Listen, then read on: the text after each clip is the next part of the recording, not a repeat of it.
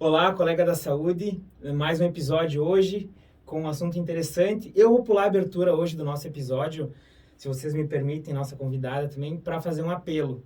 Esse é um exemplo de um episódio em que cabe muito bem esse apelo. Nós da Fremitus, a gente é uma agência de comunicação em saúde e o Saúde em Pauta é um podcast totalmente desvinculado da nossa agência. É mais um trabalho social do que uma vitrine da nossa própria agência. E da nossa audiência, o que a gente mais escuta, convida fulano, convida ciclano. O próprio Pedro também recebe inúmeras sugestões de convite. A gente tem, só na fila, umas 10 pessoas já convidadas, já engatilhadas para a gente fazer os nossos episódios. Porém, nós somos acadêmicos de medicina, os nossos colegas, colaboradores e estagiários também, a gente opta por que sejam da área da saúde. Então, a gente não consegue dar a volta em termos de capacidade da demanda da nossa audiência. Então, o que a gente pretende de agora em diante, para conseguir dar mais volume a assuntos como o que vocês vão ouvir e ver hoje, é que a gente, sim, vai, a partir de agora, ter episódios do nosso programa patrocinados. A ideia é que assuntos relevantes da área da saúde que vão ao encontro do que empresas também da área da saúde se interessem, vão ser, a partir de então, patrocinados. Então, eu queria pular a abertura do programa para deixar bem claro isso. A gente vai patrocinar os episódios a partir de então, mas por uma boa causa, para que a gente consiga suprir essa demanda e para assuntos importantes como o de hoje possam ser ainda mais propagados. Pedro, desculpa Imagina. O apelo, pode apresentar a nossa convidada aí. Claro, então estamos com a Natália Kersh, ela que é biomédica pela URGS, com habilitações em imunologia e banco de sangue, mestre e doutora pelo programa de pós-graduação em ciências médicas também pela URGS, aluna, então, de pós-graduação em banco de sangue e hematologia clínica pela Unileia, certo? E especialista em pesquisa clínica pelo programa de pós-graduação Lato Sensu em Saúde do Hospital Moinhos de Vento. Seja muito bem-vinda, Natália. Bem-vinda, Muito Natália. obrigada. Só te explicando então o porquê do convite, já era para... Tu é um exemplo que a gente tinha conversado ainda ano passado sobre isso, Exato. né? E o que eu vi depois, o pós-carnaval, que a gente sabe que bancos de sangue tem uma decaída brusca, assim, da quantidade dos estoques de sangue, porém não foi a realidade que aconteceu desde o final do ano passado até agora. Então, a gente viu uma baixa constante. Além da baixa pós-carnaval, os estoques continuam baixos. Então, acho que esse é um assunto de extrema importância para a gente pular a fila e conversar contigo sobre isso. A gente vai conversar sobre o ciclo do sangue, mas o apelo principal nosso é, obviamente, incentivar a doação de sangue, né? Uhum. Eu queria começar contigo conversando sobre isso, né? Sobre esse cenário que vem mudando, né? Dessa baixa constante dos estoques de sangue. Então, é uma coisa que qualquer banco de sangue ele já enfrenta, né? Porque, enfim, a gente é aquela coisa, a conta não fecha, muitas das vezes. Porque a demanda continua existindo e muitas das vezes, quando a gente tem esses períodos mais excepcionais do ano, Exato. como carnaval, como final de ano, Natal, Páscoa, enfim, outros feriados que acabam se estendendo, né? A gente tem situações de trauma, a gente tem situações que as pessoas demandam sangue de uma maneira programada, né?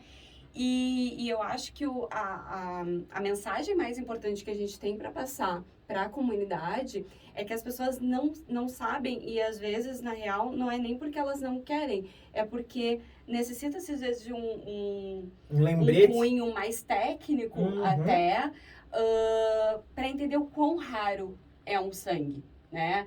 A gente se liga muito e obviamente que não tem como às vezes transmitir isso para a comunidade no sistema BO, a pessoa é O positiva, é O negativa, é AB, é A, é B, mas a gente que está dentro do banco de sangue, vamos dizer assim, está além daquela salinha da doação, a gente enfrenta um cenário que ele é muito maior, né? A gente tem atualmente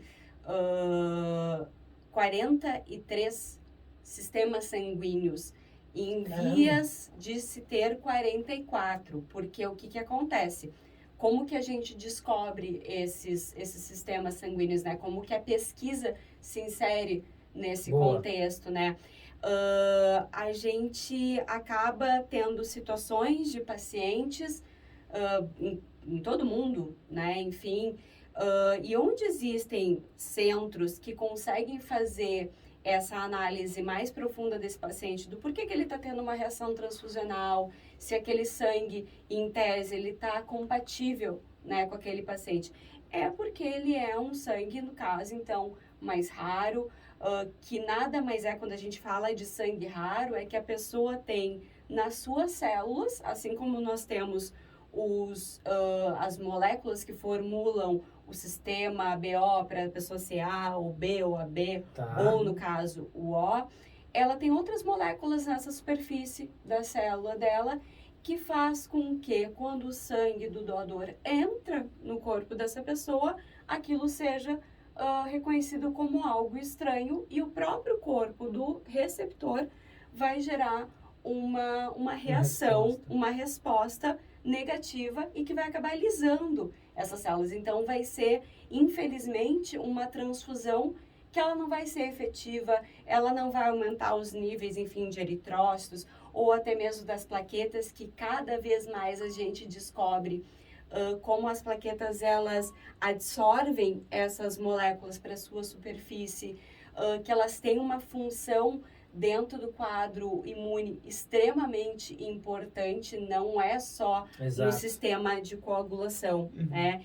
Então, é muito importante, enfim, esse foco que vocês dão a essa questão da ação, porque, de fato, o que a gente está vendo de um semestre para cá é que a gente sempre tem algum ponto, quando a gente comunica à sociedade, né?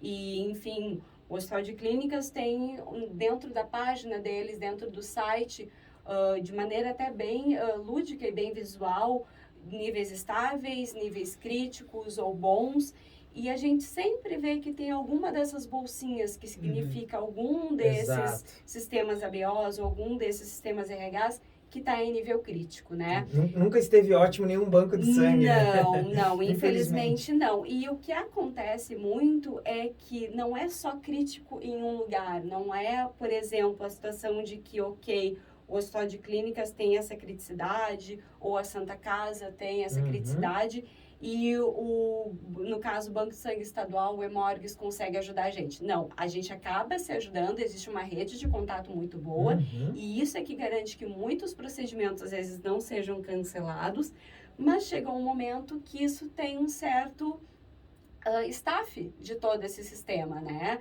Há um tempo atrás, enfim, uma pessoa de uma equipe clínica me relatou que ela estava precisando cancelar procedimentos que eram procedimentos que, assim, se a gente for considerar um paciente oncohematológico com um procedimento eletivo, é uma coisa a se pensar, porque não é eletivo, né? Sim. Uma criança que necessita de fazer um procedimento porque ela precisa muito naquele momento, exato. Interfere na sobrevida, interfere nos cuidados que ela vai ter, que talvez se ela fizesse aquele procedimento, ela poderia ir para casa. Interfere no psicológico dessa criança de permanecer dentro do hospital. Tem uma melhor resposta no tratamento também, né? Então, eu sempre digo que, assim, o banco de sangue, ele é um setor que ele se comunica com todo o hospital. E que esse apelo que a gente faz, né, para a comunidade, para, enfim, as pessoas que são leigas entender, quando a gente chega a ir para um jornal, a ir para uma rede social, é porque de fato está precisando muito, é porque a gente já fez esse pedido à comunidade interna e não é toda pessoa que é elegível para a doação, né? E justamente a gente tem, isso é uma das coisas que as pessoas às vezes dizem, tá, mas eu quero doar, mas eu tenho as questões X, Y, Z que não podem doar, mas por quê? A grande palavra que eu sempre digo, e foi uma das coisas que eu comentei esses tempos com alguns acadêmicos numa jornada, é que a grande palavra de todo banco de sangue, quando a gente fala em proteção dessa transfusão, dessa potencial transfusão, é a palavra exposição. E nem sempre a gente se expõe a situações que são, vamos dizer assim, favoráveis dentro de uma matemática, vamos dizer assim, porque infelizmente a gente precisa racionalizar algumas coisas, né?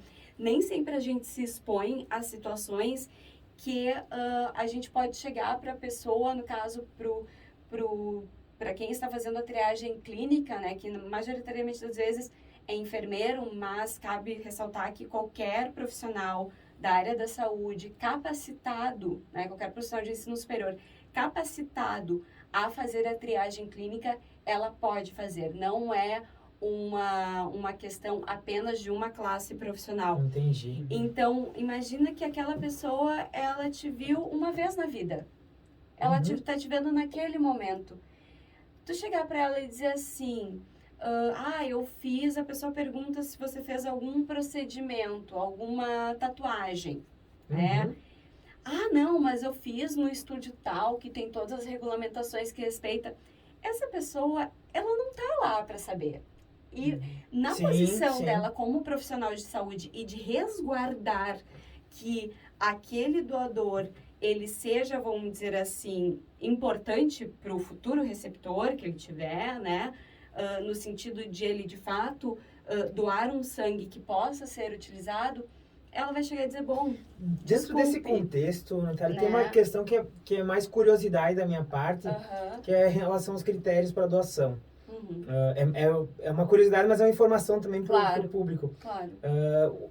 O SUS tem a diretriz nacional para doação. Sim. O nosso Hemocentro estadual também tem uma outra diretriz.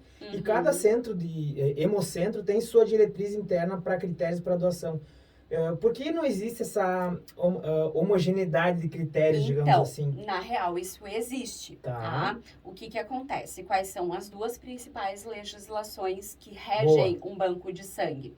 Existe a Portaria da Consolidação número 5, que foi emitida em 2017, se não me engano, e a Portaria 158 da Anvisa. Essas são as duas portarias que regem ou que deveriam reger qualquer banco de sangue. Por quê? Porque qualquer auditoria que for feita, sendo interna ou externa, por exemplo, todo banco de sangue, pelo menos uma vez por ano, ele vai ser vistoriado pela vigilância sanitária. Certo. E vai ser por essas diretrizes. E vai ser por essas diretrizes que eles vão avaliar. Entendi. O que eu posso te dizer com relação à parte da triagem?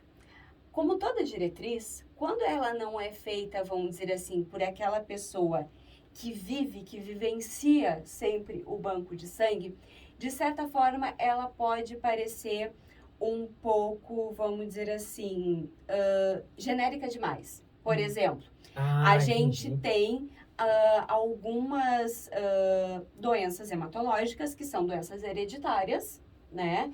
E que, de fato, a pessoa doar sangue com aquela doença talvez não seja uma coisa interessante. Por exemplo, uma pessoa que tem uma anemia falciforme, né? Ela, na real, ela nunca vai ser doadora, porque muito provavelmente se ela tem, enfim, se ela não é uma carreadora simplesmente da variante mutada, ela vai ter a doença e essa doença se expressa de uma maneira muito violenta. Inclusive, pacientes falciformes são alvo de muitas pesquisas e são pacientes politransfundidos, né? Mas vamos dizer que não fosse essa situação, tá? Que fosse uma questão por exemplo. Uma questão um pouco mais sutil, tá? Se a gente tem uma doença hereditária que compromete aquele sangue, e se essa pessoa, enfim, ela não faz nada paliativo para melhorar essa situação, esse sangue, efetivamente, ele, em termos de incremento para aquele receptor, ele vai ser quase zero. Um exemplo mais claro disso, por exemplo, foi alvo de estudo no meu doutorado, pacientes que tinham sobrecarga de ferro. Tá? A sobrecarga de ferro... mais sobre ele depois. A sobrecarga de ferro, só para contextualizar para quem está ouvindo, ela é uma questão que ela pode ser ou de origem transfusional, ou por uma questão basal que a pessoa, enfim, nasceu com aquele mecanismo meio alterado, né? E ela vai fazer com que, então, essa pessoa retenha mais ferro no corpo do que ela precisa. Sucintamente, seria isso. O que acontece? Esse sangue dessa pessoa vai ter um nível de ferro sérico aumentado. Se essa pessoa tem um nível de ferro aumentado e ela vai doar isso para um paciente que já é politransfundido e que já tem uma sobrecarga transfusional, esse ferro ele vai ser prejudicial. Vai sobrecarregar ainda mais esse receptor. E sobrecarga de ferro é um dos fatores que gera inflamação no corpo da pessoa. Então, esse é um tipo, vamos dizer assim, né, de doença que, em tese, as pessoas não sabem muito que tem, porque acabam só descobrindo numa investigação um pouco mais profunda, né, com exames genéticos, enfim, com acompanhamento com hematologista, mas é uma situação que atrapalharia a efetividade dessa doação, né. Na portaria, o que se diz?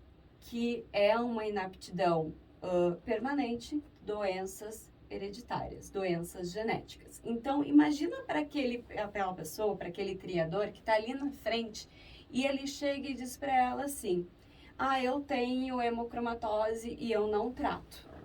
Eu tenho essa sobrecarga de ferro e não trato. Ou, eu tenho, e daí muito mais por proteção do próprio doador do que para o próprio receptor, eu tenho uma doença cardiovascular hereditária.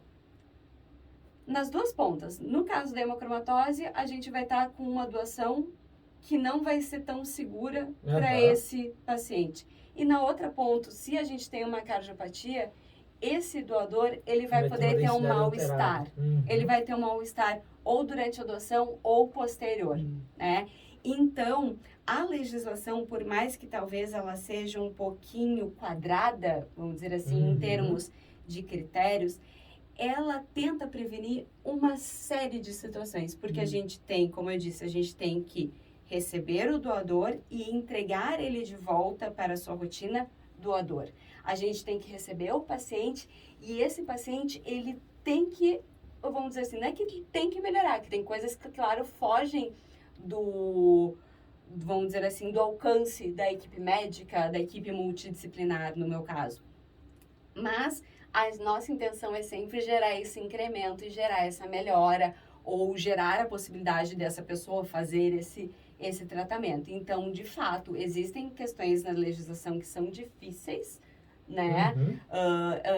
Existiu, inclusive, agora, no ano passado, se não me engano, uma alteração nessa legislação e que daí ela embasava um pouco na constitucionalidade da questão das pessoas homossexuais, né? Delas poderem doar ou não.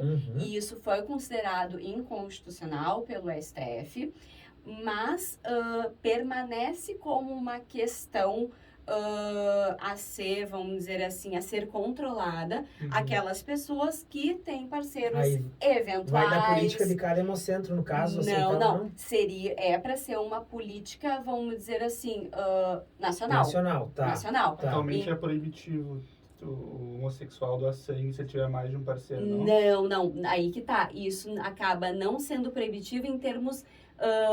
em relação à orientação sexual da pessoa. O que acaba acontecendo é que a pessoa que tem, seja homem, seja mulher, homossexual ou heterossexual, a pessoa que tem parceiros ocasionais, ela não é considerada uma pessoa segura para a transfusão porque ela tem, vamos dizer assim, uma exposição de risco a doenças infecto-contagiosas. Isso independente do gênero? Independente do gênero.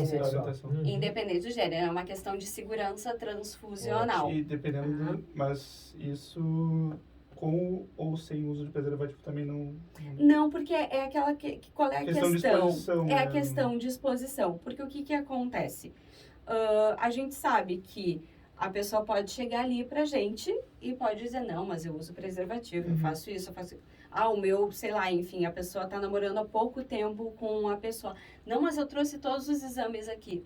A gente não tem como fazer um exame físico, uma anamnese com a pessoa, por mais que nós façamos muitas perguntas na triagem, mas a gente não tem como ter essa segurança, absoluta, infelizmente. Né? E é justamente essa, desculpa te cortar, a próxima questão.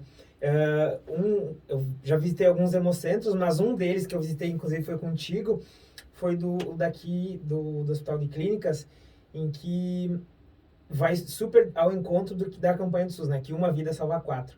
Então, pra gente, como que tu falou mais, o que um doador percebe, tem a sensação, a impressão no ato de doar, a gente se percebe que a quantidade de testes que são feitos, que a gente começa a comentar sobre isso, sobre esse questionário que tu já abordou, né? Que é justamente para a segurança do receptor. Então, tudo que é feito no processo de doação é para a segurança do receptor, né? Exato. Isso. E tem a campanha do SUS, que é Uma Vida Salva... Uma salva... Vida 4. Isso. Explica um pouquinho pro pessoal, porque no imaginário do doador, ou quem recebe, é aquela bolsa de sangue, ela vai diretamente para... Mas tem todo um ciclo, todo um processo quase não, industrial já, né? Cheio de processos. É industrial. Que o pessoal não imagina, né? Então... Queria que tu comentasse um pouco para mostrar a seriedade do trabalho de doação de sangue. Não, e assim, falando até mesmo desde o momento que a pessoa entra para a doação, né? O que acontece? Todo o processo de doação pode ser estranho para o pessoal quando vê a bolsinha, quando vai doar, mas tem mais de uma bolsa ali conectada. O que acontece? Então, toda essa bolsa, ela já chega para o banco de sangue pronta. O que seria pronta? Sistema fechado. Dentro desse sistema, o que a gente tem? A gente tem alguns anticoagulantes, que a gente pode ter, por exemplo, citrato, dextrose. A gente também tem adenosina, porque a gente também tem que pensar que esse sangue, ele é um tecido, em tese, entre aspas, vivo, né? Porque essas células, elas têm processos de oxigenação, elas têm um tempo que elas vão ficar armazenadas, então elas precisam desse suporte, né? Desse insumo. Boa. E tudo isso vem pronto, tudo isso vem num sistema fechado. Então, quando a gente fala, né, do controle de qualidade, por exemplo, dessa bolsa, ela começa desde o momento que o profissional que está fazendo a punção nesse doador, começa desde aquele momento. Ou até mesmo, se a gente for pensar, desde antes. Por quê? Porque antes da nossa triagem clínica, que faz todo esse arcabouço histórico do nosso doador, a gente tem a triagem hematológica. O que é feito nessa triagem hematológica? Mensuração de hemoglobina, que é aquele testezinho no dedinho, que tem muitas pessoas que às vezes pensam que é glicose, que é ou algo do gênero. Não, gente. Aquele exame é para a gente fazer uma mensuração da nossa hemoglobina no sangue. Tá? Que no caso, para homens, a gente estabelece um nível de 13 miligramas por decilitro, e no caso das mulheres de 12,5. E daí, às vezes, acontece alguma situação, enfim, a pessoa tem algum conhecido e, ai meu Deus, eu preciso doar para essa pessoa, tá muito mal, ou depende disso para fazer uma cirurgia, tal. Então, gente, quando a técnica, no caso, que majoritariamente são técnicos de enfermagem que fazem essa parte, quando ele chega e diz assim, você não vai poder doar por causa da sua hemoglobina, ou daqui a pouco a pressão está muito alta e que já é um motivo para encaminhamento, talvez, para uma emergência, é porque a gente tem que seguir essas legislações, que é a partir já desse ponto, né, que a gente está cuidando do próprio doador, do bem-estar do doador, né? Então, e como eu falei, se a pessoa tem alguma coisa na triagem clínica, uma arritmia, ou ela é diabética, ou ela tem algum processo... Não perceptível, né? Exato, ou ela tem um processo que está um pouco descompensado. Quando a gente diz não, é porque, de fato, não é porque a gente quer dizer não, é porque a gente precisa dizer não para a segurança do doador e a segurança do paciente. Então, quando ela passa, deu tudo ok nessa fase, pressão tudo certo, hemoglobina, hematócrito, tá tudo ok. Bom, ela passa para o nosso setor de doação, aquela bolsinha, ela já vai estar etiquetada com um número que é totalmente codificado. Então, a questão de privacidade, de confidencialidade daquele doador é levado muito a sério dentro de banco de sangue. Tá? Nenhuma pessoa que, vamos dizer assim, que daí eu me incluo neste grupo, nenhuma pessoa que está do lado de lá, vamos dizer assim, dessa indústria, na parte do processamento, do controle de qualidade, nenhuma pessoa vai ter acesso a o nome desse doador, a características desse doador. Literalmente, a pessoa vira um número, um código de barra, que a gente daí faz todo o rastreio, depois se acontece alguma questão, alguma intercorrência, por esse número. Ou seja, não tem só uma segurança biológica, uma segurança ética também, né? Total, e principalmente quando a gente está numa época de proteção de dados, né? Verdade. Que existe a Lei Geral de Proteção Bem de lembrado. Dados. Então, isso é um critério que a gente leva muito a sério. Verdade. Bom, passada essa fase, a técnica de enfermagem vai fazer a conferência dos dados desse... Até, só me corrigindo, a técnica pode ser técnica em análises clínicas, técnica em hemoterapia, que também existem. Ela vai fazer a conferência desses dados com o doador, com um documento original com foto, né? Essa codificação também vai nos tubos, que são daí, no caso, direcionados ao setor de sorologia e de imunohematologia. E, bom, essa pessoa vai ser colocada na maca, vai ser acoplada, vamos dizer assim, ao lado de uma balancinha, né? Que, como eu falei, tudo isso já faz parte do controle de qualidade de um serviço como um completo e de um serviço focado agora nessa bolsa. Todo o balancinho que tem da bolsa, toda aquela homogeneização, é tudo controlado. Porque, como eu disse, nós estamos lidando com um tecido vivo. Se a gente deixar a bolsa parada, o que acontece quando a gente tem um machucado, né? Quando a gente tem um machucado, as nossas plaquetas vão ser direcionadas para essa região. Analogia. A mesma coisa acontece com a bolsa. A gente vai ter um corte, uma punção, e o que eles vão ter para se agregar? O plástico da bolsa. Então, a gente tem que ter essa homogeneização dessa doação, né? E daí essa pessoa vai fazer todo esse processo no qual ela está ali puncionada num período de no máximo 15 minutos. Ai, mas eu posso doar mais tempo.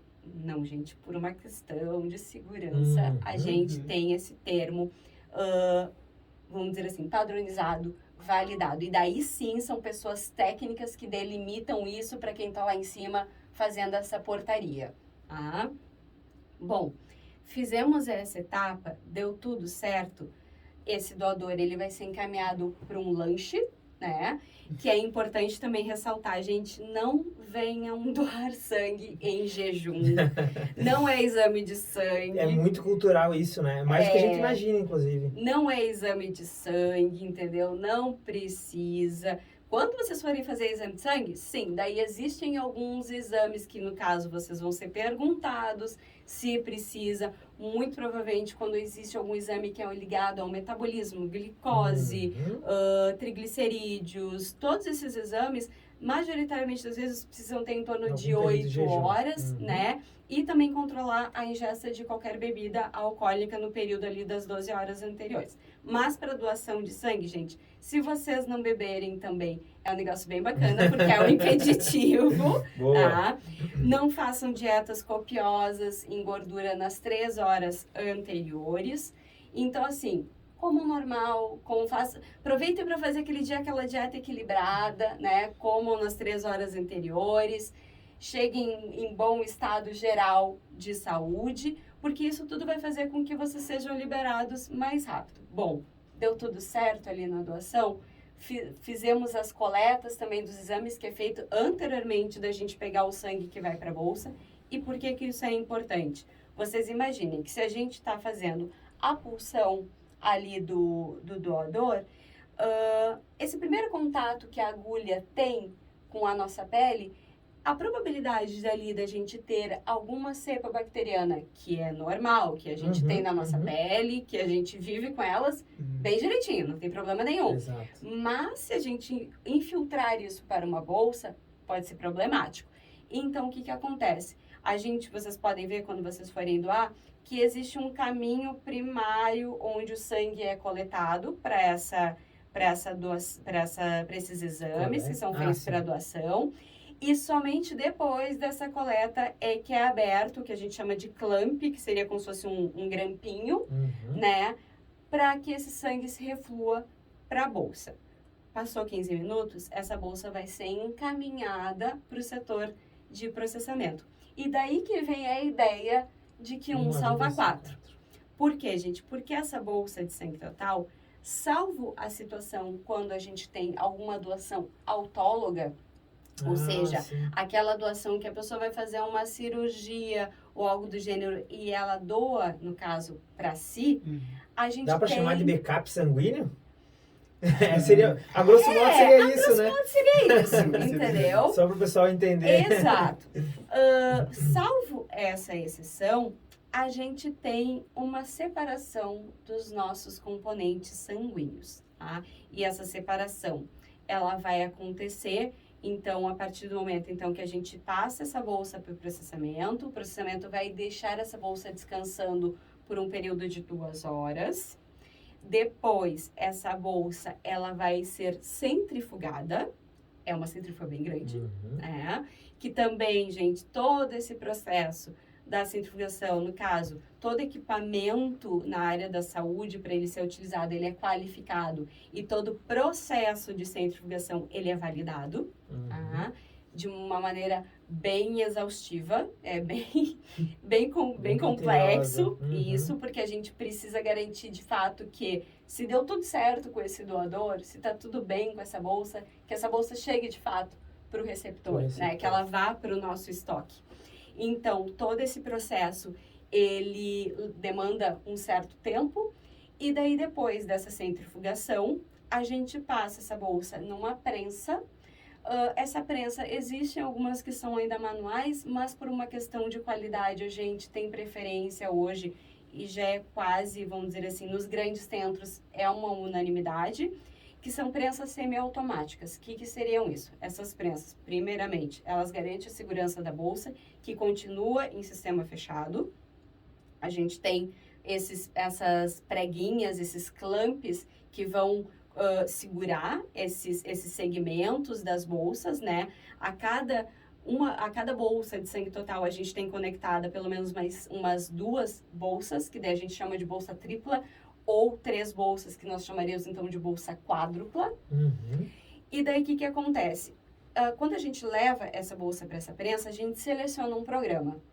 Esse programa, essa bolsa, ela já vai estar separada em gradiente de densidade. O que seria isso? Bom, a gente tem que pensar o que no nosso sangue, o que é mais pesado, tá?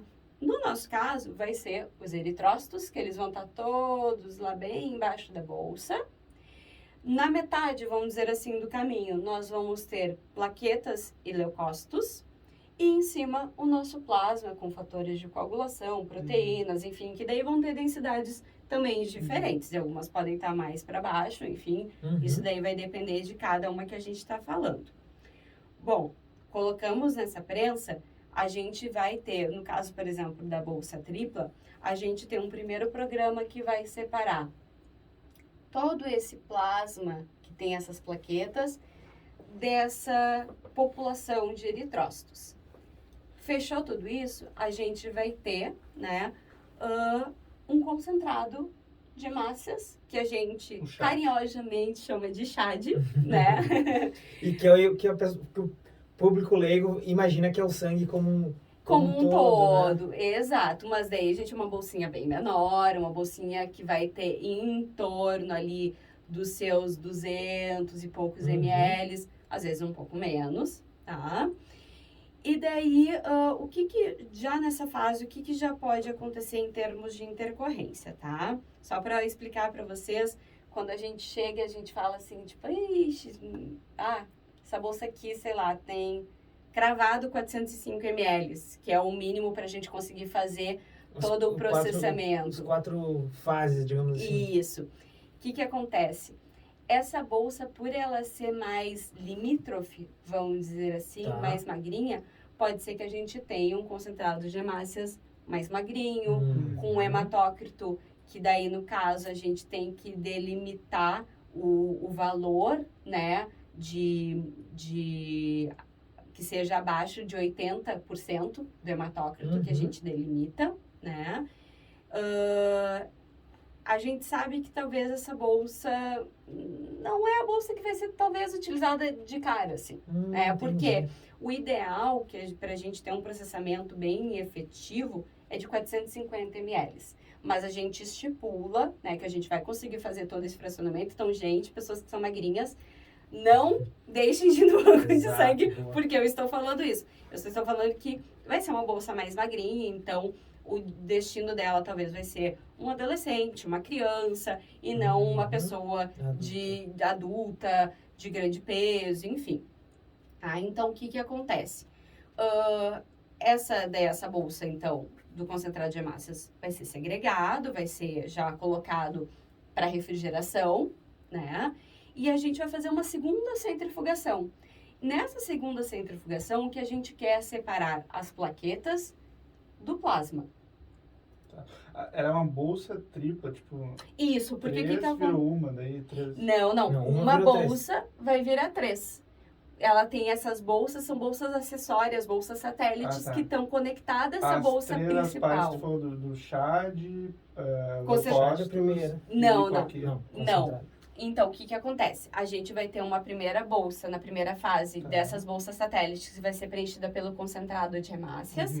Uma bolsa que vai ser, daí, nessa segunda fase, loteada, vamos dizer assim, pelo concentrado de plaquetas e o plasma, que a gente chama daí de plasma fresco. Isso é importante também falar, gente, que a gente acaba sendo tão criterioso em termos técnicos que a gente vai ter mais de um tipo de plasma. Por exemplo, a gente só pode chamar um plasma de plasma fresco, e depois ele vai ser congelado, e deve ser chamado de plasma fresco congelado, se a gente processar esse plasma até uma margem ali de umas 8, 12 horas.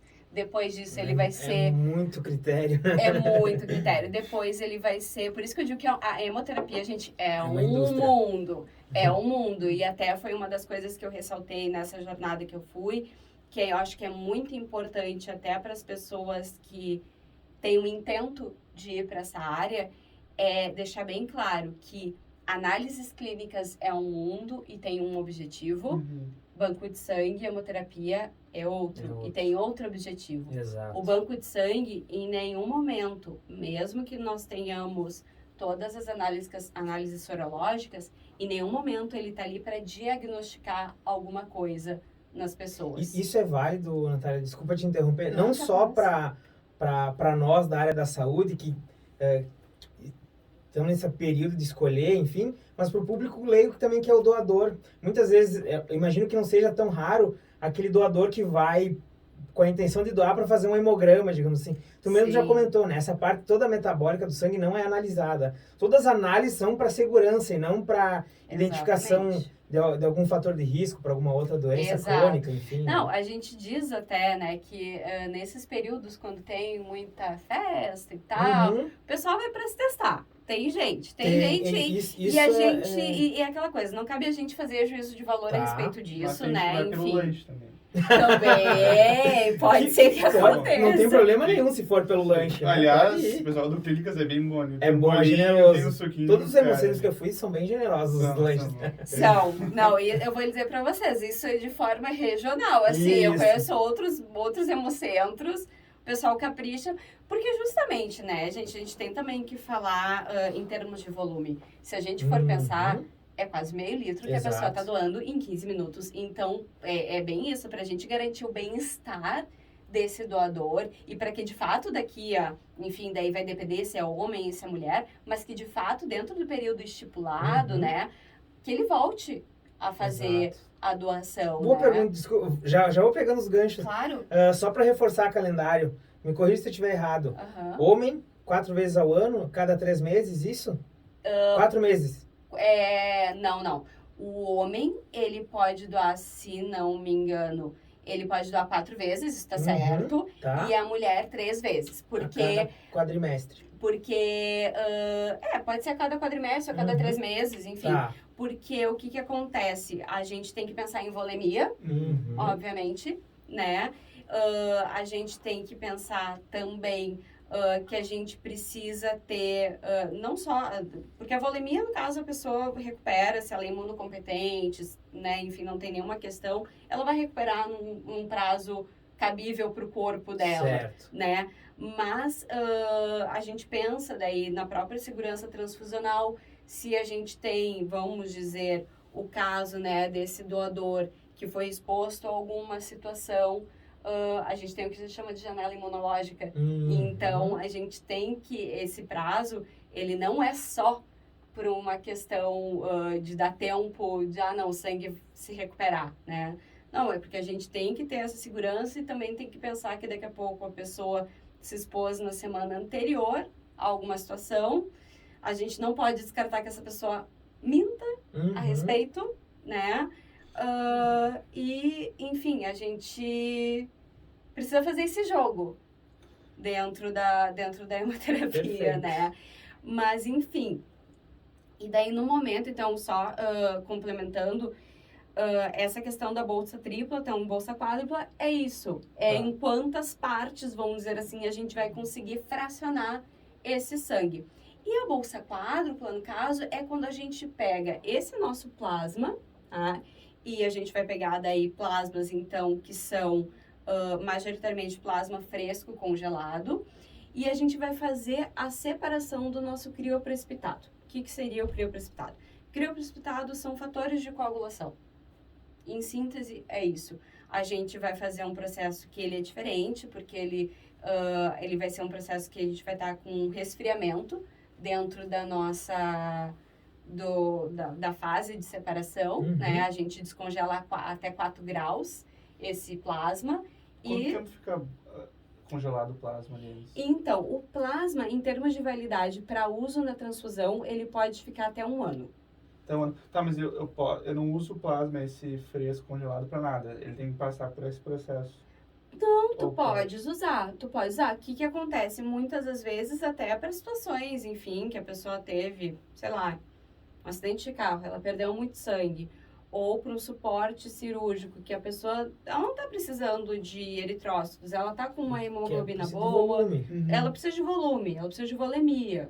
Aí você não precisa separar também os fatores. Não. Vai direto. Vai direto. A única coisa que a gente daí faz, no caso, é fazer o descongelamento, né, desses... Micro-ondas. Não, é uma... Não, é um pouquinho mais sofisticado. A gente tem E mais caro, inclusive. Mais caro. A gente tem um banho-maria, que ele faz um movimento, né, dinâmico, e ele vai descongelando isso por um determinado tempo, né, com uma determinada velocidade, e daí a gente encaminha, no caso, esse material já com a etiqueta, com toda a compatibilização, que daí isso vai ser feito ou para o setor de imunohematologia do receptor, que é o caso, às vezes, em muitos hospitais, ou como já é no caso do Clínicas pela agência transfusional, né? O importante de falar nessa questão é que cada um desses hemocomponentes também, na medida que eles já foram tipados e, enfim, já foram armazenados, quando eles forem para a bancada, né, quando for solicitado, eles vão ser retipados, porque a gente quer garantir esse rastreamento de que foi feito tudo certo enquanto imuno do doador, né, e na imuno do receptor. Então, em algumas situações, como nos eritrócitos, a gente vai ter retipagem do ABO, a gente vai ter também a confirmação do RH, que em termos mais técnicos, gente, vou contar uma novidade para vocês, quando a gente fala RH positivo ou negativo, nós só estamos falando de um antígeno RH.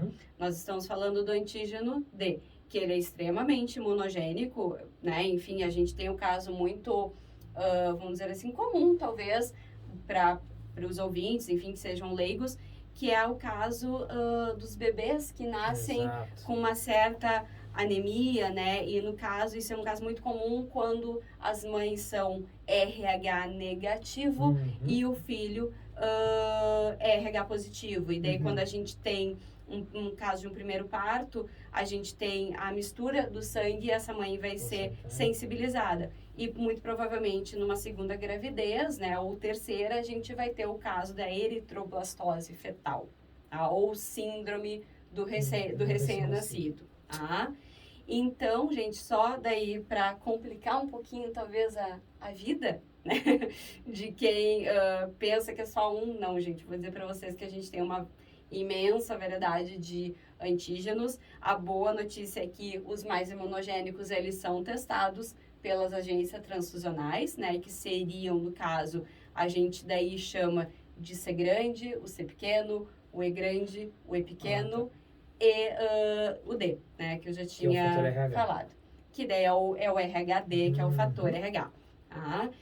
Então, gente, o que acontece? Quando a gente tem, então, como eu falei, no doador, a gente vai fazer essa tipagem, a BO, a gente vai fazer essa tipagem do RHD, e a gente também faz uma pesquisa dos anticorpos irregulares. O que seriam isso? Anticorpo regular, só para deixar de uma maneira mais exemplificativa, são os nossos anti-As, os nossos anti-Bs. E por que a gente tem isso? Porque a gente tem outros seres, né, bactérias, por exemplo, que elas expressam o A, o B. E se a gente, por exemplo, no meu caso, eu sou O positivo.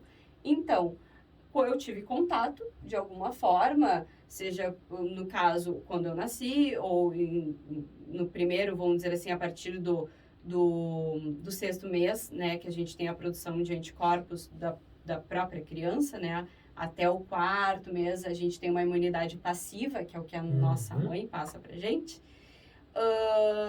a gente tem a produção do anti-A ou anti-B. Isso são anticorpos regulares que a gente chama. Então, anticorpos irregulares seriam aqueles anticorpos que não são previsíveis da pessoa ter. Por exemplo, não é previsível de uma pessoa ter um anticorpo, como eu falei para vocês, desses outros antígenos RH, não é previsível de uma pessoa ter um anti-C grande, por exemplo, né?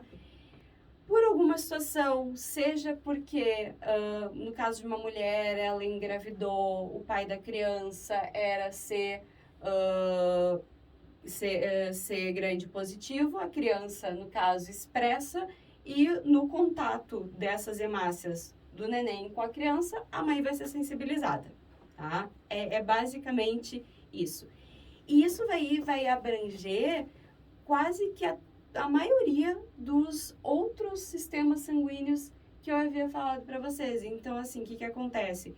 Desses 43, vamos dizer assim, sistemas sanguíneos, a gente vai ter a possibilidade, seja uma possibilidade mais comum, até mesmo uma possibilidade mais rara, de que por alguma situação, ou de gravidez, ou de transfusão de sangue, né, que essa pessoa seja sensibilizada por esse antígeno. E no ambiente hospitalar é feito esse teste de sensibilidade doador-receptor? Então, o que acontece? Quando a gente tria o doador, a gente faz a pesquisa de anticorpo irregular, que é o PAI. Por mais que ele diga, sempre tem que ser feita a coleta, né? Sempre. No momento que a gente faz a coleta para a imunematologia, naquela coleta vai ser feito tanto a tipagem ABO, quanto a tipagem RHD, quanto a pesquisa de anticorpos irregulares. Ah, entendi. Sempre. É protocolo, tá na portaria, então a gente tem que seguir. E quando a gente faz também a compatibilização pro receptor, esse teste, ele também vai ser feito. Porque a gente precisa saber também do histórico desse receptor. Ou seja, o match sanguíneo é muito mais complexo do que a gente imagina. Por Precisa de muito mais doadores para ter um receptor que Exatamente. esse sangue. Por isso que eu digo que as pessoas, elas não têm a noção do quão o sangue é raro. É e raro. Por isso que a gente precisa tanto que as pessoas mantenham um fluxo de doação. Para vocês terem uma noção, um fluxo de doação bom para um banco de sangue é em torno de uns 50 doadores por dia.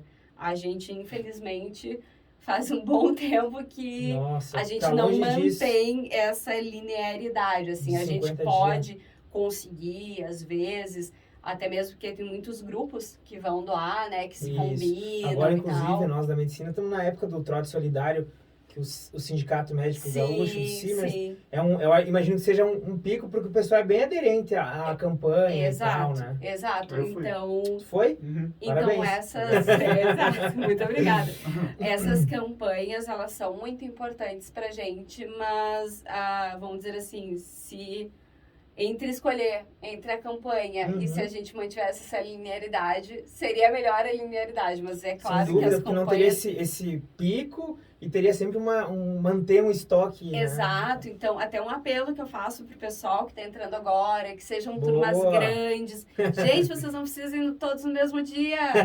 Não precisam ir no mesmo dia. Agendem, né? Agendem. Não, e até mesmo quando forem agendar, agendem em pequenos grupos. Isso facilita tanto para quem é o potencial doador, porque vai demorar menos tempo, tanto para quem está lá dentro, porque daí a gente consegue manter um fluxo bem bacana. Né? Até como tu comentou, tudo é pré-definido, até o emulsificador que se diz, para antimeostase do sangue ali. Eu sei que o movimento dele é mais ou menos o mesmo movimento do batimento cardíaco. Sim. O fluxo, o tempo, é tudo cronometrado, a tipagem, tudo cronometrada. Então, ter um fluxo de doadores constante é muito, muito importante, né? Que fica o pico, tem que esperar a fila, já vai desmotivar a pessoa a doar novamente, porque, será que eu vou doar, vou ficar na fila de novo? Vai ficar mais tempo sem comer. Mais tempo sem comer. Então, tudo isso, né, vamos dizer assim, desfavorece o doador, enfim, não acaba motivando. Então, enfim, gente, aproveitem agora. Todos os hemocentros que tu conhece aqui da região, do estado, trabalham com sistema de agendamento? Nem todos, mas assim, o que acontece, tá? Se a pessoa, enfim, ocorreu de que naquele dia ela pode ir doar e ela não agendou, com certeza, assim, se não for alguma ocasião muito excepcional, que tiver um agendamento muito grande e tal, esse doador ele vai ser atendido. Com certeza. Vai demorar um pouquinho mais, porque a gente tem que dar preferência a pessoas que agendaram, mas ele vai ser atendido. Isso é fato. Sem dúvida. Entendeu? Então, assim, gente, vamos aproveitar que agora tem menos prova. Boa! Né? Tem menos prova. Não sei se tem menos trabalho, porque, enfim... Também não sabemos. Né? Infelizmente, eu não estou mais nessa parte há muito tempo. Né? Não vou dizer quantos anos eu tô formada, então, mas eu sei que já modificou muito isso. Entendeu? Então, mas aproveitem para ir doar, vão descansados, vão relaxados, né? Sem pressa. Quando forem, se vocês tiverem alguma coisa depois marcada que tem alguma possibilidade de risco, assim, tipo, sei lá, vocês vão precisar dirigir por muito tempo. Prefiram ser o carona do que o motorista, né? Relaxem. Não precisa ir pra balada, tomar... beber depois do já vai estar com a volemia baixa ainda, vai botar mais álcool para diluir. Não é legal. Não é essa diluição que a gente precisa, entendeu? Toca a pauta aí, Pedro, pra nós. Tava ouvindo a trajetória do sangue, então depois dessa última separação, daí acabou os processos. Então, daí o que acontece? Ainda. Daí tem o armazenamento, né? Resumidamente, como é que a gente faz esse armazenamento? A gente faz, as bolsas de hemácias, elas são refrigeradas de 2 a 6 graus, então fica na faixa ali dos 4 e pouco. E tudo isso é controlado também, tanto pelo controle da qualidade quanto pela gestão da qualidade, né? Se a gente tem todos os refrigeradores validados, qualificados, né? No caso, a máquina qualificada e o processo de refrigeração validado. Então, no caso das plaquetas, assim como a gente tem aquele homogeneizador ali da bolsinha, as plaquetas são, vamos dizer assim, meninas agitadas. Elas ficam em constante movimento, numa prateleirinha que tem alguns andares. Então, elas ali, até o momento que elas forem utilizadas, elas ficam em agitação. E essa agitação também tem todo um protocolo, né? Não pode ser muito forte, nem muito fraca. A ambientação da sala também, dentro de banco de sangue, a gente tem uma temperatura ideal de 22 graus, e isso muito também por causa das plaquetas. E o plasma, ele vai ser congelado, né? Ele pode ser congelado a menos 20, a menos 20 graus Celsius ou a menos 30. E dentro desse processo, né, do ciclo do sangue, que na real vocês podem perceber que assim, ciclo do sangue, quando a gente fala, a gente está falando desde lá da ponta, desde quando o doador chega dentro do banco de sangue, quando ele preenche o papel, quando ele preenche as suas informações, tudo isso é ciclo do sangue. A gente ainda tem a parte da sorologia, Uhum. né, que é uma parte um pouco mais criteriosa quando a gente fala nessa questão também da exposição. É importante dizer também que todos esses critérios de inaptidão têm muita ligação com a sorologia a partir do momento que a gente não consegue filtrar todas as doenças infecto-contagiosas que existem, né? Ao total, hoje, a gente tem exames sorológicos para Chagas, para hepatite B, para hepatite C, para HIV, para HTLV, para sífilis e eu acho que eu estou esquecendo mais algum que eu já lembro. HIV eu já falei. As duas hepatites, hepatite C, hepatite B, HIV, HTLV, Chagas, sífilis. Foi o que eu me lembrei até o momento. Todas as máquinas, a gente tem processos semiautomáticos e automatizados, mas todas as máquinas, então, elas são qualificadas, todos os processos são validados, né? E, esses testes sorológicos sim. não dependem da janela da infecção ali, para detectar, não? Não. A gente vai fazer todos os exames independente dessa janela. O que acontece? A gente acaba tendo duas metodologias gerais, vamos dizer assim, exames. A gente tem os exames sorológicos, que são feitos por técnicas que, de maneira mais generalista, são imunoensaios, né? A gente tem uma das técnicas mais recentes estabelecidas é a eletroquimioluminescência, que nada mais é do que tu usares um fóton, né?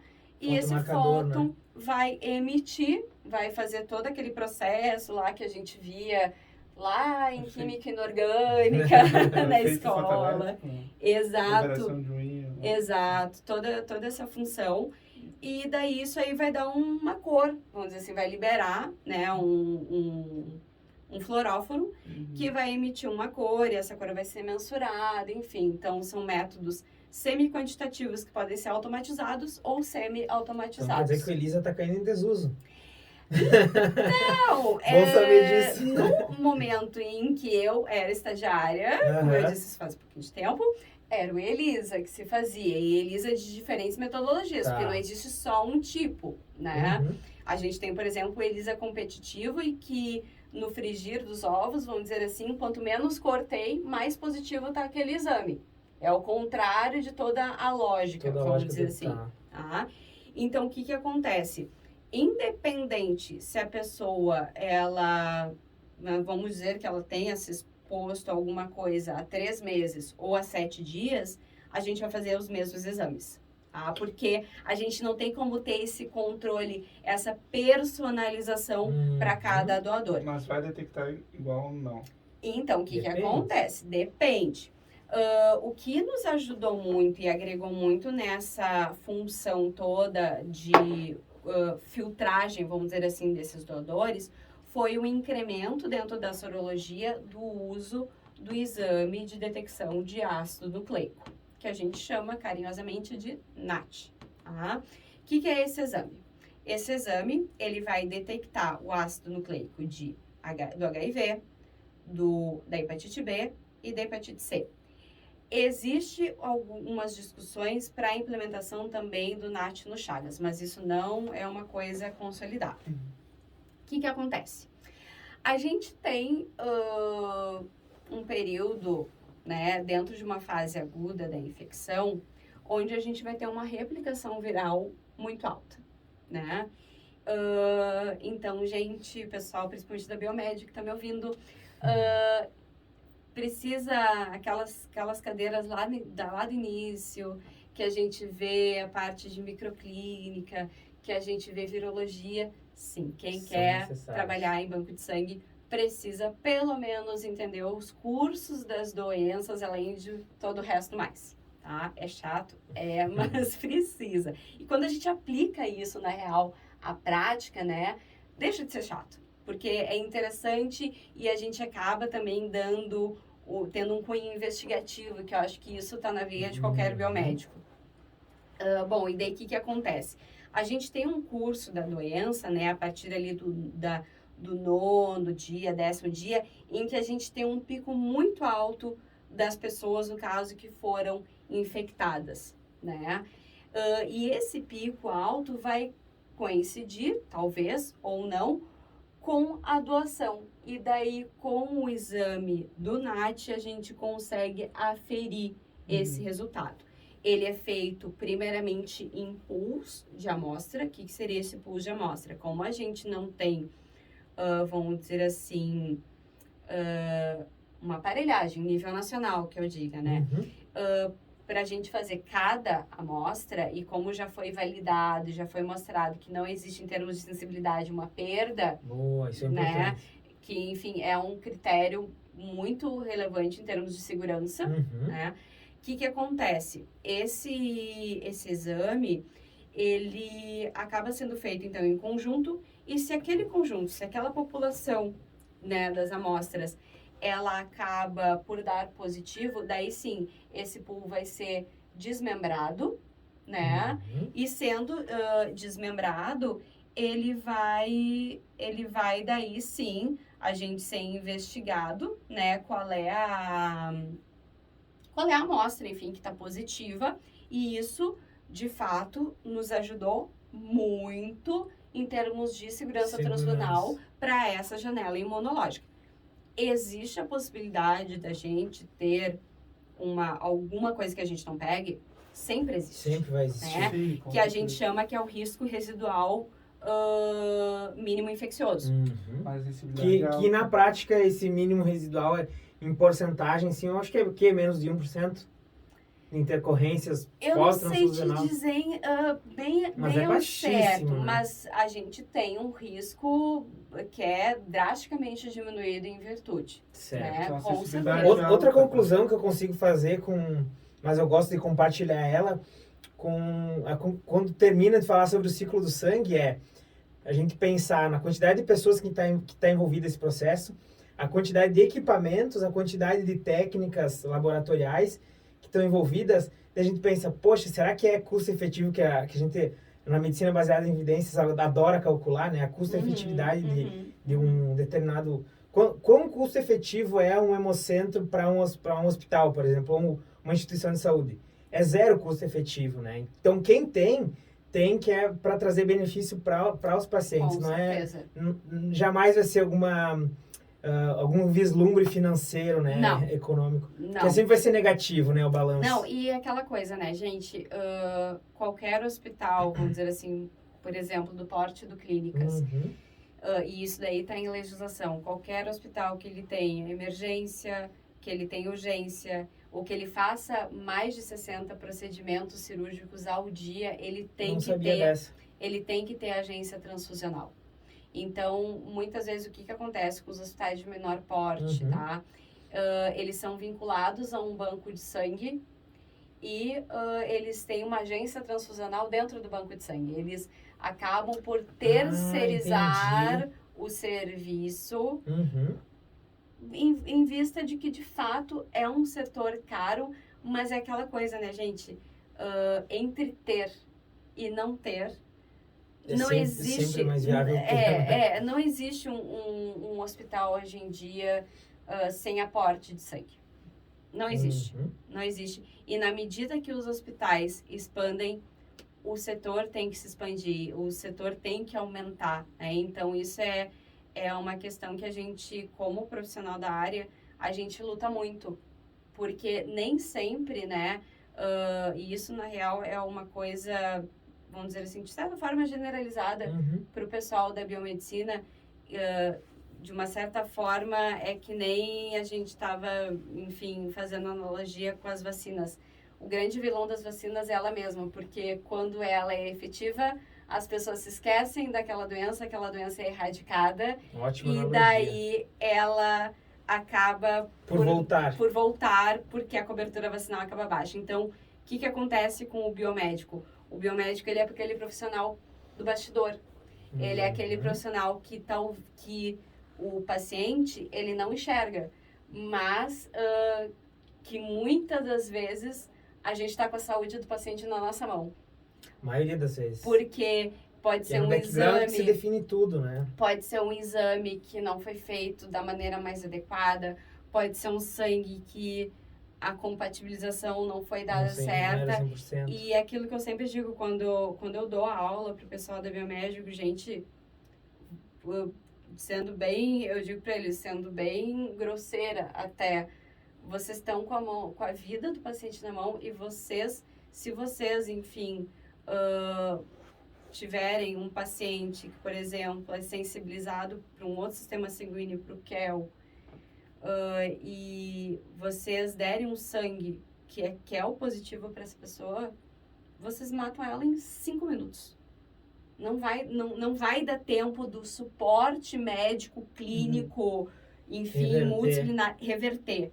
Então, é uma profissão, assim, que eu amo a minha profissão, mas é uma área que tem que ter muito cuidado e muito treinamento e muita capacitação e muita aprendizagem, assim, continuada. Exato. Não dá para parar, porque a tecnologia não para, Isso né? aí. Na própria imunohematologia, a gente tem processos hoje que são automatizados, mas eles só auxiliam, né? Eles só mostram que ele tem dentro de um painel de antígenos esse e aquele. Mas quem vai estar ali conduzindo toda essa etapa é o farmacêutico, ou o biomédico, ou o biólogo, que são habilitados a fazer isso, né? E eu sempre digo que essa multidisciplinaridade, na real, ela é muito saudável para qualquer serviço, porque uma área acaba complementando a outra, né? Um profissional tem um background de química muito mais forte, no caso do biomédico, um background biológico muito mais forte, né? Então, uma área acaba se complementando, eu não entendo como uma competitividade ou como uma reserva de mercado. Eu acho que a gente já passou dessa época. A gente já passou dessa fase, né? Espero. E mesmo, enfim, é aquela coisa, o mesmo cuidado que tu precisa ter dentro de uma análise clínicas para gerar um laudo, por exemplo, de citometria de fluxo, que pode aferir um diagnóstico de uma leucemia, tu tem que ter no banco de sangue para fazer um controle de qualidade, para fazer uma análise imunohematológica, para fazer uma análise sorológica, né? E só complementando, enfim, para não faltar nada dentro dessa parte de ciclo de sangue, porque, enfim, alguma urgência pode dizer, mas eu dou sangue diferente. Sim, existe uma maneira de doar sangue diferente, que é a aférese, mas essa doação, ela é um pouquinho mais especial. A gente não pode simplesmente, por exemplo, sei lá, o Lua tá... não teve uma aula. Beleza, vou ali doar sangue. Não dá para chegar e dizer assim, eu quero doar aférese.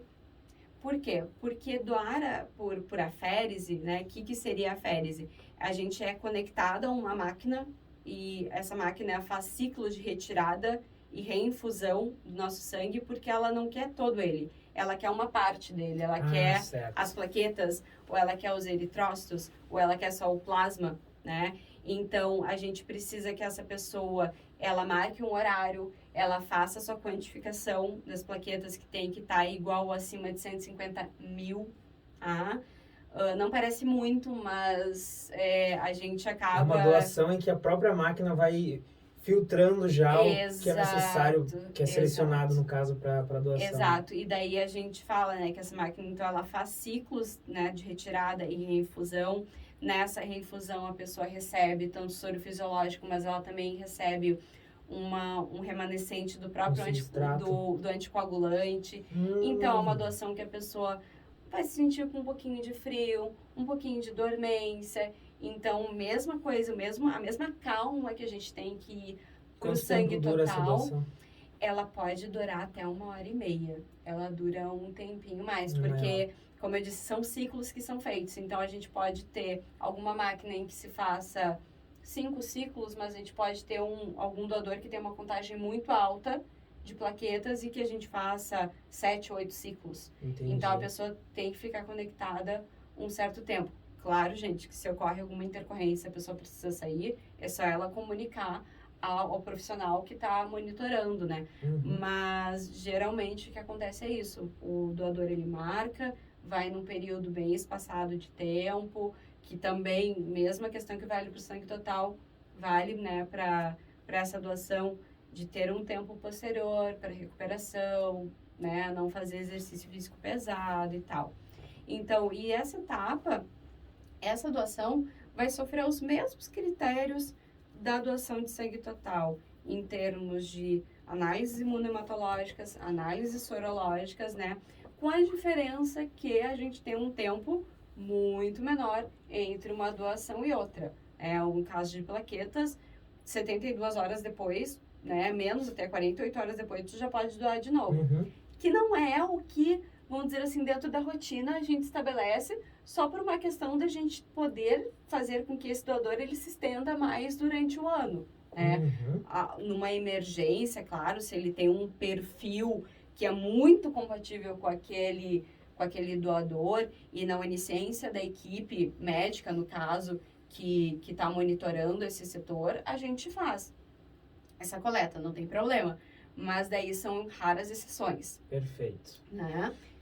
Enfim, gente, daí o que, vamos dizer assim, desencadeia, o que por fim acaba toda essa etapa do sangue é o próprio transporte, que também a gente tem tudo muito outra dúvida, não sei se né? estava na pauta, era essa questão de logística, que num cenário como a gente está discutindo agora, de baixos estoques, baixa doação, baixo volume de doação, como é que funciona esse processo logístico de um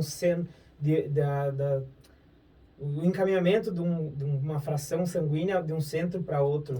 Então, a gente tem uma comunicação bem forte, bem efetiva entre centros, isso é uma coisa Alguém muito intermedia essa boa. comunicação ou ela não é intermediária? Sim, sim. Que é o Hemocentro estadual, imagino. Não, a intermediação pode ser entre os dois, direta? entre os dois centros, né? Mas existem profissionais dentro do setor que pelas chefias vão ser, vamos dizer assim, capacitados a fazer essa troca e esse recebimento. E conforme eu falei, daí existe uma outra legislação que rege essa parte de transporte. Então, por exemplo, a gente não pode fazer transporte, e isso é uma coisa mais geral até dentro do hospital, a gente não pode fazer o transporte de absolutamente nada em isopor. A gente tem que fazer em maletas térmicas, que tem medição da temperatura. A gente bota, às vezes, algumas plaquinhas de gelo, mas essa plaquinha de gelo ela não pode estar em contato com a bolsa, para não gerar um choque. A gente tem todo um formulário, né, que é feito com a assinatura do responsável técnico por aquele hemocentro, para envio e para o recebimento dessas amostras. E nessa questão de critério, Natália, como é que funciona? Como a gente estava falando, cada hemocentro tem o seu critério, né? Então, o hemocentro tem um critério X para doação e o meu tem Y. Essa troca vai funcionar da mesma forma? Tu diz em termos da triagem? Isso. Então, como eu disse, em tese não é para ter critérios diferentes. Então, é aceitável, no caso, de maneira nacional, digamos. Isso, não é para ter critérios diferentes, né? E até existe um projeto que daí eu não sei em que pé está agora, eu não sei que etapa ele está, de comunicação entre os centros nacionais para sangue raro. E o Clínicas, se não me engano, ele encaminhou algumas questões dessas, alguns perfis de sangue, enfim, e tal. Para ter esse banco nacional, digamos, de sangue raro. Exato. Que legal, que bacana. Só para concluir, depois pode... Acho que a gente está quase gabaritando a pauta sem roteiro, né? A gente sabe que Hemocentro não tem a função só de receber doação de sangue e enviar para receptor. Tem alguns outros serviços que também são prestados, né? Dentre esses serviços, tu já comentou, né, que eu tenho curiosidade, que é o caso da doação autóctona, né? Autodoação. A doação autóloga. Autóloga, perdão. Isso. Eu vou fazer um procedimento, fiz uma doação autóloga, esse sangue foi reservado. Se eu for um doador viável, esse sangue é aproveitado? Não, porque o que acontece? Esse sangue ele não vai ser fracionado. Ah, entendi. Ele fica para ti. Eles vão fazer todos os testes sorológicos, eles vão fazer toda a imunohematologia, mas esse sangue fica separado para ti. Ele é descartado, então? Ele vai ser descartado porque ele não vai ser fracionado, ele vai ser diretamente refrigerado. Ah, entendi. Tá. Porque o intuito, geralmente, quando se faz uma doação autóloga, o intuito é a questão mais da população eritrocitária e não tanto as plaquetas, que daí vão se tornar inviáveis, né? E, enfim, o plasma vai reduzir muito a validade, mas geralmente o que acontece quando a gente tem essa doação é da pessoa ela necessitar para dias depois. Entendi. Então, não existe em termos de Não é algo tão preventivo assim, é algo mais previsível, então. Previsível, Sim, senão, exato. Senão todo mundo ia deixar sua própria bolsa lá Exato. Não, é uma questão mais previsível. Outro serviço que me desperta curiosidade também são a questão das sangrias que são prestadas nos hemocentros. Queria que comentasse bem rapidinho sobre esse serviço e se esse sangue desses pacientes, quando viável, também não poderia ser aproveitado. Sim. Então, o que acontece? Quais são os pacientes, vamos dizer assim, alvo, né, dessas sangrias? Como eu falei, existe a questão da sobrecarga transfusional e que ela pode ser, né, enfim, sobrecarga de ferro, que pode ser em virtude de várias transfusões, mas também pode ser em virtude de uma condição genética, que seria a hemocromatose. Existem outras questões que poderiam estar em voga. Pessoas que têm síndrome metabólica muitas vezes fazem sangria, mas os anabolizantes exato. Também. A síndrome metabólica ela é um diagnóstico ainda um pouco genérico. Tá.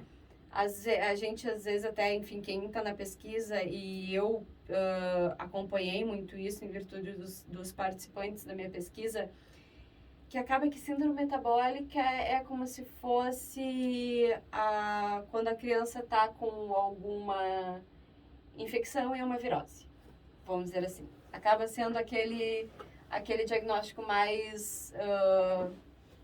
não é que a pessoa não sabe o que dizer, né? Mas acaba sendo aquela coisa que não está tão fechada, o diagnóstico não foi feito, não por não condição da equipe, mas não conseguiram fechar bem, existem evidências a respeito disso, ok, vamos admitir que seja uma síndrome. Acho que a gente já tinha discutido, né? Didaticamente nos é passado isso. Isso. Então, enfim, é o que dá para se fazer, por enquanto, é o que a medicina permite. Mas, no caso, então, a gente vai ter esses pacientes com sobrecarga de ferro, a gente tem pacientes com porfiria, a gente tem pacientes que têm policitemia, que também é uma outra doença genética, que vai ocasionar um aumento na produção dos nossos eritrócitos, a pessoa vai aumentar a níveis bem consideráveis os seus hematócritos. Eu já vi uma pessoa com hematócrito de 60%, só para vocês terem uma noção, né, entre uma pessoa, vamos dizer assim, com parâmetro normal, a gente tem um parâmetro normal na faixa dos 40%. Então, a pessoa estava com sangue bem grosso. E isso, vamos dizer assim, tanto é ruim no sentido da pessoa até mesmo sentir dor nas articulações e tal, como para a própria oxigenação do corpo da pessoa, pode gerar uma letargia, falta de oxigenação dos tecidos e tal. Então, uma situação que precisa, de fato, ser controlada, né? E a gente acaba... O que acontece? Não existe uma legislação muito específica a respeito das sangrias, mas a gente acaba não podendo utilizar esse sangue, por quê? Porque essa pessoa, ela chega no banco de sangue como um paciente. Então, ela não passa pela triagem clínica, ela tem uma condição de doença que talvez impediria já. E se a gente for usar, por exemplo, no caso da sobrecarga de ferro ou da polistemia, um sangue que já tem um parâmetro muito alterado, a gente não vai ter uma doação efetiva, né? E quando eu digo doação efetiva, a gente não está só pensando até mesmo no próprio doador, mas a gente tem que pensar, conforme o Luan falou, o processo todo que está envolvido, né? Então, quando a gente diz assim que o pessoal tem que ter muita consciência quando for doar sangue, é porque imagina o quanto que isso custa para o banco de sangue. É bolsa, é tubo, é mão de obra, só para vocês terem uma noção assim, contando por alto, né? Eu imagino que nós tenhamos dentro de uma doação, ao mínimo, umas 10 a 15 pessoas envolvidas por bolsa. Porque a gente vai ter a pessoa que está ali na frente, na recepção, atendendo. A gente vai ter o triador hematológico, o que faz a triagem clínica, o que faz a pulsão, mais uns 2 biomédicos envolvidos no processo de fracionamento e liberação, mais o pessoal do controle de qualidade, mais o pessoal da imuno e mais o pessoal da sorologia. Então, nisso dá em torno de umas 10 pessoas, se a gente for pensar. Até porque muitas das atividades laboratoriais, ela é feita por dupla checagem. Então, o biomédico não pode sentar ali na cadeira, na frente do computador e liberar uma bolsa sozinho. Ele vai ter um colega do lado dele, vendo, conferindo se tudo bate, se a gente tem match nas informações. É muita criteriosidade. Né? E custo operacional, né? Custo operacional, e eu vou dizer para vocês que, assim, não é todo lugar que a gente consegue ter o parâmetro, vamos dizer assim, ideal em termos de profissionais. Muitos lugares muitos hemocentros estão saturados, né, em termos de profissionais, faltando profissionais, inclusive, né? Então, é aquela coisa, valorizem quando vocês forem doar sangue, porque, de fato, é um processo que a gente faz com muito carinho, né? Mas que custa muito e que, muito provavelmente, até mesmo os próprios hospitais investem, muitas das vezes, em insumos e em coisas que talvez o SUS não possa cobrir. Perfeito. Tem mais alguma coisa aí da pauta? Não sei quanto tempo tem de episódio, sabe? Já estouramos muito tempo, já, mas não tem da minha parte não tem problema. Mas eu acho que a gente cobriu todo, gabaritamos, né? sem precisar olhar para ela, né? Te falei que ia ser super tranquilo. Não sei se tu quer encerrar aí, fazer mais algum apelo pro pessoal aproveitar o tema, né? Sim, não, acho que a gente aprendeu muito sobre o papel, principalmente do biomédico, né? Que a gente não sabe muito bem como funciona no hemocentro, enfim, porque a gente sempre vê o biomédico como um pesquisador, aquele cara do laboratório em si, né? Não tanto nessa área mais vinculada à doação, enfim, bem legal aprender mais sobre isso. Até, enfim, para quem até não é da área, né? O biomédico, o que acontece? O biomédico, ele, na sua formação, ele tem a possibilidade de fazer em torno de 37 habilitações, potenciais habilitações. Ao final do curso, a gente tem um período de estágios, né, que são em torno de 2 estágios, mais o TCC, mais o trabalho de conclusão de curso. E a partir, então, do TCC, algumas universidades, enfim, conseguem liberar, né, alguma habilitação, e os estágios também fornecem outros. São estágios de em torno de 6 meses, que a gente fica imerso dentro do setor, passa por todos os setores, passa em todo o serviço, exato. E ele é um profissional que, na real, acaba que o biomédico, ele é meio coringa, né, dentro desse processo da saúde. Porque a gente lida muito com essa questão da pesquisa, a gente tem muita coisa a descobrir dentro da área da hemoterapia via pesquisa, né? Mas é um processo que está ainda um pouco engatinhando, né? Porque, enfim, a gente vê que outras áreas, eu mesmo fiz estágio em área, né, dentro da graduação, neurociência, células-tronco e tal, que são áreas que às vezes são mais pujantes, mas a gente vê muito na assistência a necessidade da pesquisa dentro da hemoterapia. Sem dúvida. Eu como que, sendo alguém que veio da Biomed, eu percebo também isso, Quanto tempo tem a medicina? Menos de 50 anos, mais ou menos isso? Em torno disso, acho que tá um pouquinho mais até de 50 que foi regulamentado. Isso. E a gente olha ao longo da história, a gente avançou bastante, mas quando a gente encurta esse frame, essa linha do tempo, a gente vê que a gente está engatinhando um pouco mais em relação a algumas outras profissões, mas que a nossa graduação, eu digo nossa porque ainda me incluo, né?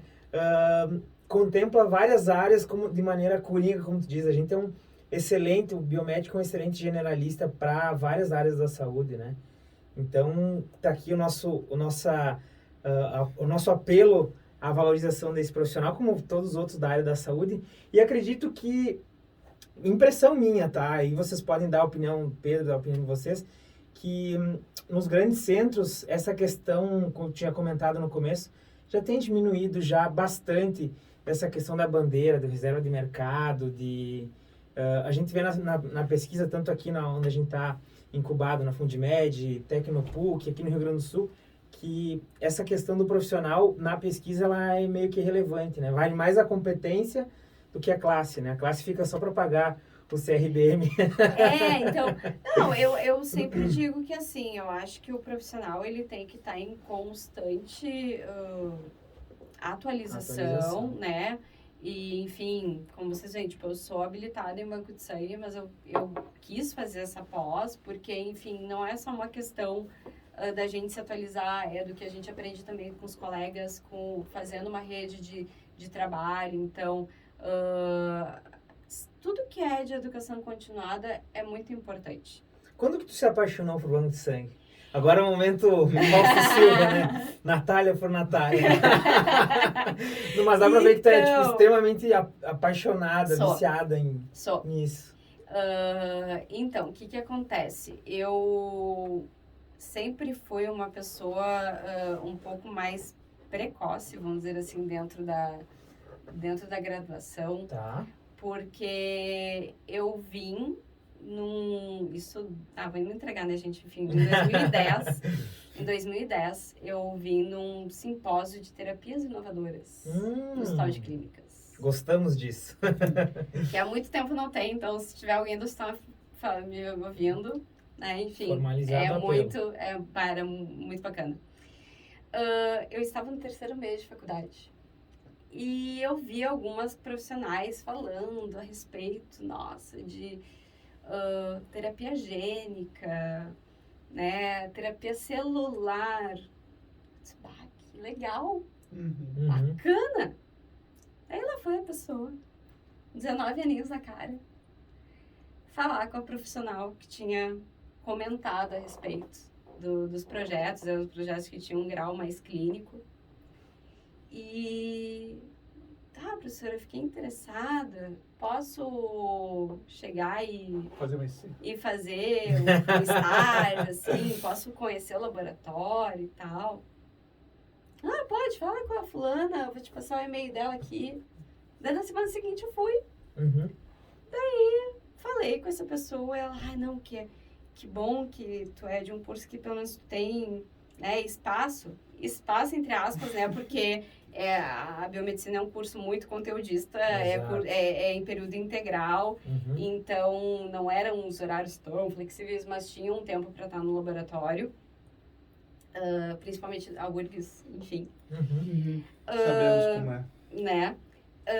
E daí ela disse, então tu vem pro laboratório. Fiquei com uma cara assim, já é isso? Daí cheguei lá, jalequinho, já toda, só faltei dormir com crachá.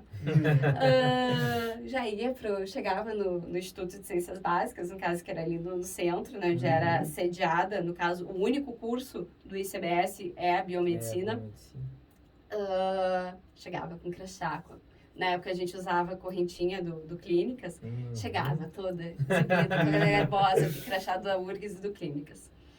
E daí eu comecei a trabalhar, então, e assim, gente, iniciação científica, vocês vão fazer de tudo dentro do laboratório, né? Não é chegar, já vou ali sensar e vou fazer experimento, não, você vai arrumar bancada. Matar rato. Você vai fazer de tudo, entendeu? Exatamente, de tudo, entendeu? Nesse período ainda não matava rato. Não matava. Não precisava. O laboratório era mais, vamos dizer assim, asséptico, era com cultura de células, então... Eu sempre digo que o meu nojinho começou já por ali.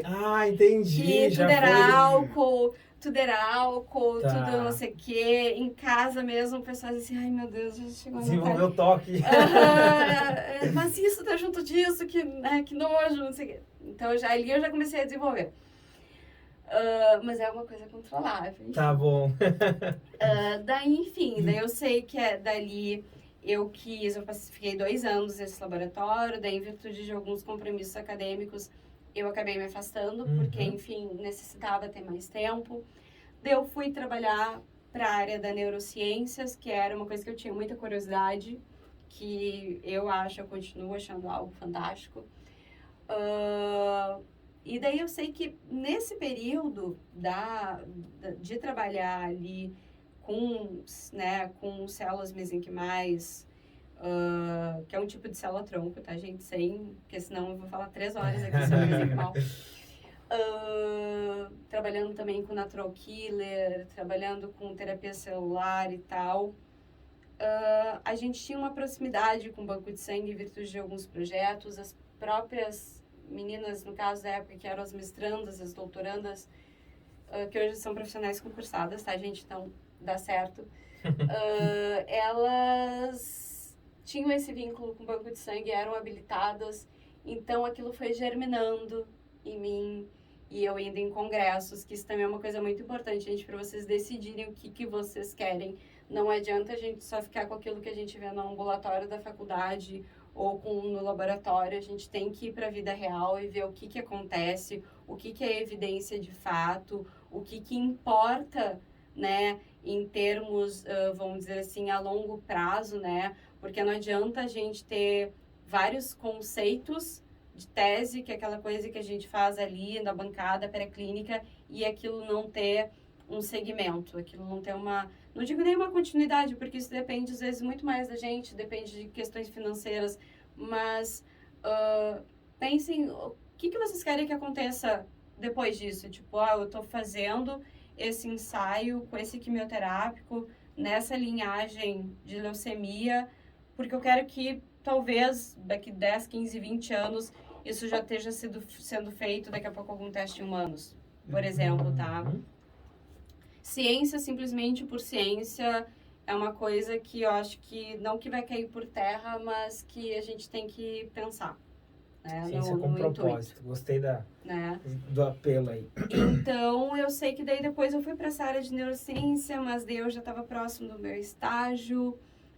Tinha umas dúvidas entre fazer na parte de reprodução assistida, que era uma coisa que eu gostava muito e que me atraía muito, porque eu acho que a reprodução assistida, ela lida literalmente com a vida, né? E com o desejo pela vida também, pela né? vida. Então, tu está realizando um sonho de uma pessoa. Então, isso me chamava muito a atenção. Mas eu via também isso dentro do banco de sangue, no sentido de que é o setor, sem dúvida nenhuma, mais altruísta dentro de um hospital. Porque ninguém pega o outro pela mão e te obriga a doar sangue. Dentro, claro, do setor, tu tem que ter toda a tua ética profissional, fazer pelo melhor, mas a gente vê a vibração de toda a equipe. A gente teve um caso, há uns 2 anos atrás, se não me engano, de uma placenta precreta, que é um caso bem raro de uma grávida, enfim, que ela teve uma demanda de sangue gigantesca. E a gente via no olho da médica, no caso, que estava na ponta, vamos dizer assim, da unidade de terapia transfusional e que falava com as equipes que estavam tratando daquela parturiente. E ela chegar e dizer assim pra gente, a gente salvou o paciente. Tipo, deu certo. Tipo, ela usou, tipo, sei lá, litros e litros de sangue, mas deu certo. Então, a gente sente fazendo diferença na vida da pessoa. Sim. Né?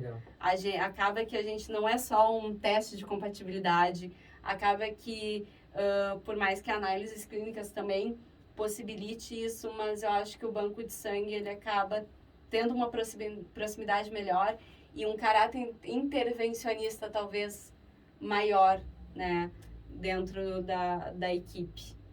Então, foi isso que me guiou, enfim, mas eu acho que, assim, gente, dentro da graduação, toda experiência é válida, né? Há pouco tempo eu estava falando com uma profissional, com uma professora, na qual agora eu estou vinculada e, enfim, fazendo algumas pesquisas, e dela disse assim, nossa, tu já fez bastante coisa. Ela, mas tu fez teu mestrado com oncoped, e daí tu foi para biomol. Não, mas é que eu senti um déficit, né, na parte de biologia molecular, e por isso que eu quis tratar muito disso no doutorado. Mas da graduação, tu sabe fazer cultivo, tu já fez coisas com animais. Sim, eu fiz. Então, gente, tudo isso agrega. Não é que vocês tenham que pular de galho em galho, não é que vocês não tenham que formar uma carreira até mesmo dentro da graduação. Isso é importante. Ter uma coerência dentro daquilo que a gente faz, né? Para fazer sentido, né? Para fazer sentido, né? Mas toda a experiência é válida, façam rede de contatos, aproveitem as oportunidades, saibam escolher as oportunidades, porque também Não é legal ser um profissional frustrado. E é isso.